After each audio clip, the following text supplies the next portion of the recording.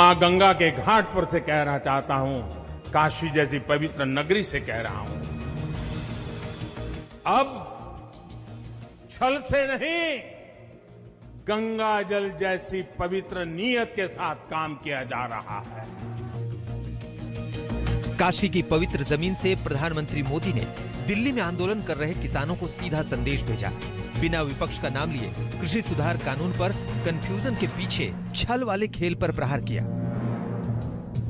बीते कुछ समय से हम एक नया ट्रेंड देख रहे हैं। हम अब देख रहे हैं कि अब विरोध का आधार फैसला नहीं, बल्कि भ्रम फैलाकर, आशंकाएं फैलाकर, फिर तो भविष्य में ऐसा होगा, फिर तो भविष्य में ऐसा होगा, अब तो ये होने वाला है, उसको आधार बनाया जा रहा है।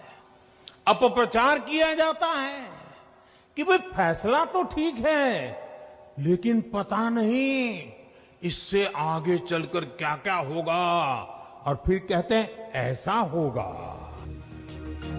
प्रधानमंत्री ने किसान आंदोलन पर बड़ी बात कही। कहा सरकार की नीति और नियत गंगा जल की तरह पवित्र है। लेकिन जैसे ही 70 साल से किसानों को छलने वालों की दुकान पर ताला लगा, छल का नया प्रयोग शुरू हो गया। जब इतिहास छल का रहा हो, तब दो बातें बड़ी स्वाभाविक है। पहली ये कि किसान अगर सरकारों की बातों से कई बार आशंकित रहता है, तो उसके पीछे दशकों का ये लंबा छल का इतिहास है।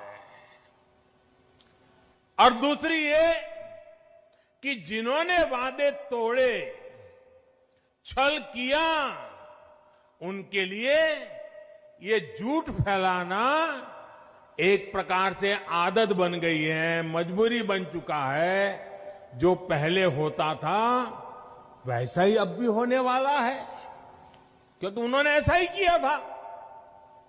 इसलिए वही फॉर्मूला लगा करके आज भी देख रहे हैं। आज की ये तस्वीरें संयोग नहीं प्रयोग है। इसकी संपूर्ण व्याख्या मोदी ने की। पहले तो मंडी के बाहर हुए लेन देन ही गैर कानूनी माने जाते थे। ऐसे में छोटे किसानों के साथ अक्सर धोखा होता था, विवाद होते थे, क्योंकि छोटा किसान तो मंडी पहुंच ही नहीं पाता था।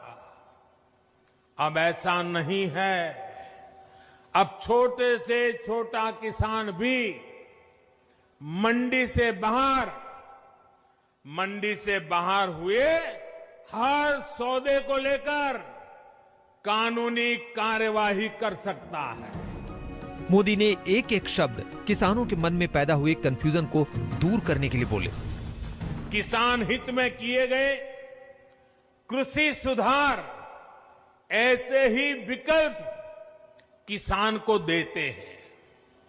अगर किसान को कोई ऐसा खरीदार मिल जाए जो सीधा खेत से उपज उठाए, जो ट्रांसपोर्ट से लेकर लॉजिस्टिक के हर प्रबंध करे और बेहतर कीमत दे, तो क्या किसान को अपनी उपज उसे बेचने की आजादी मिलनी चाहिए कि नहीं मिलनी चाहिए? कृषि सुधार कानून को लेकर कई तरह के सवाल पर प्रधानमंत्री ने पिक्चर साफ कर दी।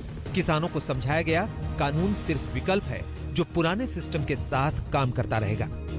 क्या किसान की इस बड़े मार्केट और ज्यादा दाम तक किसान की पहुंच होनी चाहिए कि नहीं होनी चाहिए?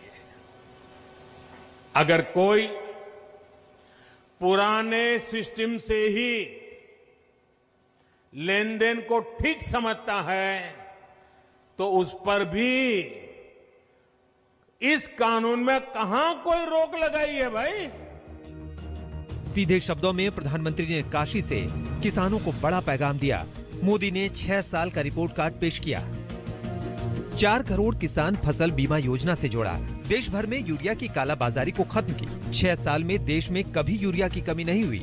स्वामीनाथन आयोग की सिफारिश को लागू किया। सिफारिश के अनुसार 1.5 गुना MSP दिया गया।